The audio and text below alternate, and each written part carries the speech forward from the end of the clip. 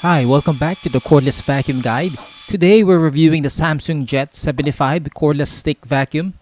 Samsung isn't the first brand that comes to mind when you think about cordless vacuums. But the Jet 75 has some interesting design choices that actually makes a difference in real-world use. We're going to walk through the features, run it through our full set of cleaning tests, and then tell you where it is actually worth your money. Let's get into it. One of the first things you'll notice with the Jet 75 is that it comes with two nozzles, a soft roller for hard floors and a motorized brush roll for carpet. A lot of vacuums in this price range ship with a combo nozzle that tries to do both, but Samsung went with dedicated tools, and that decision pays off in the cleaning tests. The hard floor nozzle has a soft velvet style roller that picks up fine debris without scattering it. The carpet nozzle has bristles around it designed to agitate carpet fibers and pull debris up from deeper in the pile. Now here's something I want to flag about the design of the nozzle, and this is actually a bigger deal than it sounds. Most cordless vacuums like Dyson and Tenneco connect the wand to the center of the unit. Samsung attaches it below the dustbin instead. What that means in practice is that the Jet 75 can go significantly flatter when you push it under furniture, under a couch or bed, or low cabinets. If you've got furniture close to the floor, that's a real advantage. The nozzle itself is a bit bulkier than something like the newer Dyson Slim Roller, but it's not so wide that it can go around chair legs or into tighter spots. It's a reasonable trade-off. The dustbin holds 0.8 liters. That's above average for a cordless vacuum in this class. Emptying it is about as easy as it gets.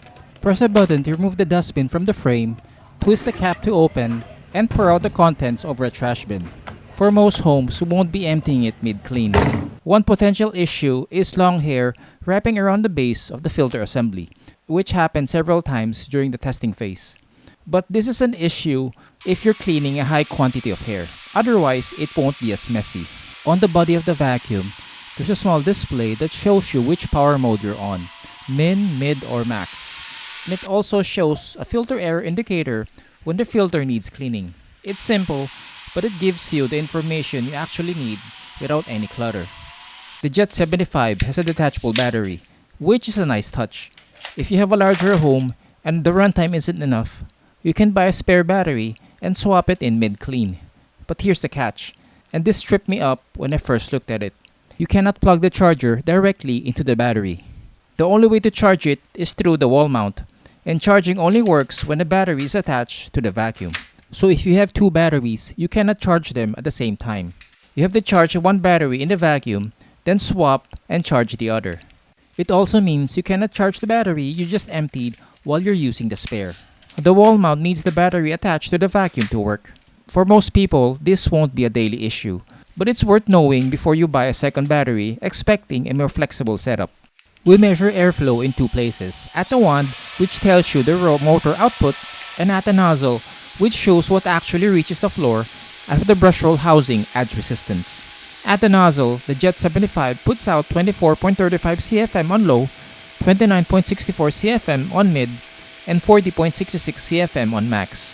At the wand, those numbers jump to 27 CFM, 35.59 CFM, and 62.82 CFM on max.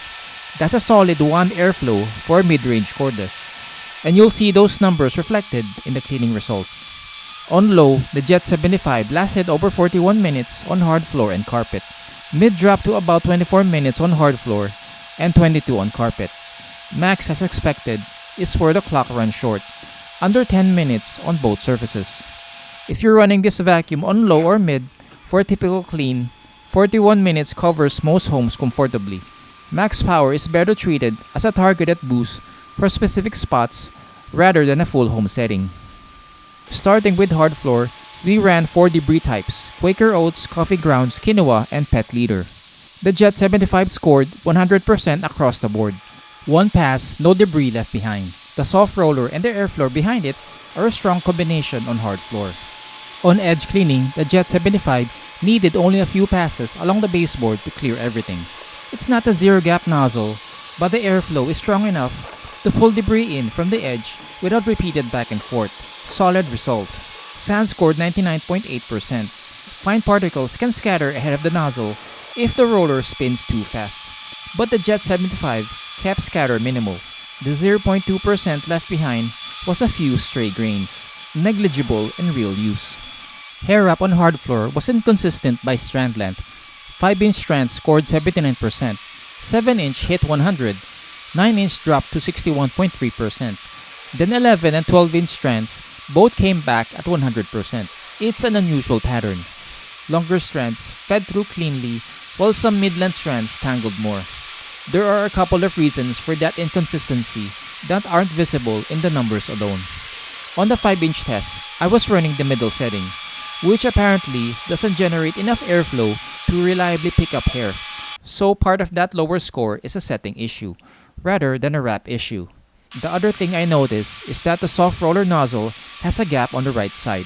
When hair gets picked up through that area, it goes directly to the axle rather than through the roller, which is where you'd see tangling. The good news is that the roller is detachable, so cleaning out the axle area is straightforward. But it's something to be aware of if you're picking up a lot of hair regularly.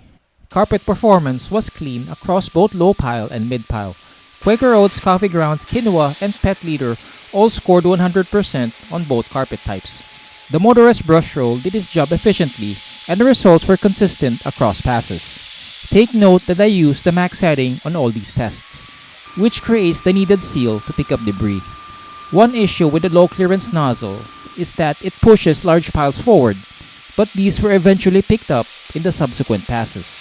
On carpet, hair wrap showed a clearer trend. It declined as strand length increased.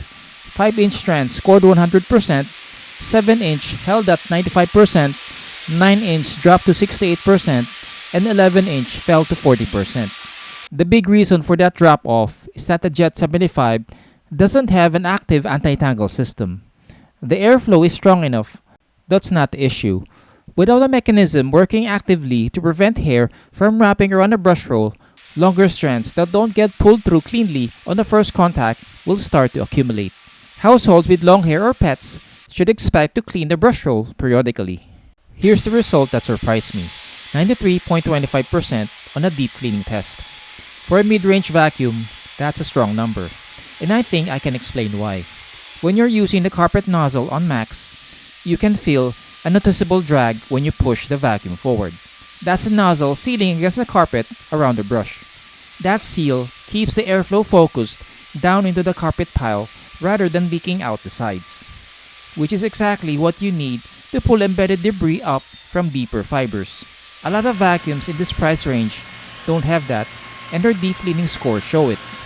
The Jet 75 is on the louder end. Low sits at 73.5 decibels, which is manageable, but mid jumps to 81.7 decibels, and max hits 82.3 decibels. At those levels, you'll need to raise your voice to have a conversation in the same room. It's not exceptional, just something to expect going in. Now for the fog test. This is where we check whether the exhaust air stays inside the filtration system or leaks back into the room. The Samsung Jet 75 failed to pass as a fully sealed system. During the test, we saw visible fog escaping from a couple of areas, along the edge of the dustbin and near the battery connection point. The leaks weren't heavy, but they are visible. Fine dust particles and allergens can escape through those gaps rather than being captured by the filter. For most households, this is a minor concern. But if you or someone in your home has allergies or respiratory sensitivities, this is worth factoring into your decision. Alright, let's bring it all together. What the Jet 75 does well: near perfect surface debris pickup across every test, hard floor and carpet, and a 93.25% deep cleaning score that beat our expectations for a mid-range vacuum. The carpet nozzle seals well against the floor. The offset wand lets it go flatter under furniture than most competitors, and the 0.8-liter dustbin handles a full clean without needing a stop to empty. One button, clean drop, minimal mess. Where it falls short: it's not a sealed system. The fog test showed visible leaks at the dustbin edge and near the battery, so fine dust can escape back into the room. On mid and max, it's loud, pushing into the low 80s, and max power runtime is under 10 minutes. So it's a boost setting rather than something you'd run the whole clean on. The Samsung Jet 75 cleans well. That's the core of it.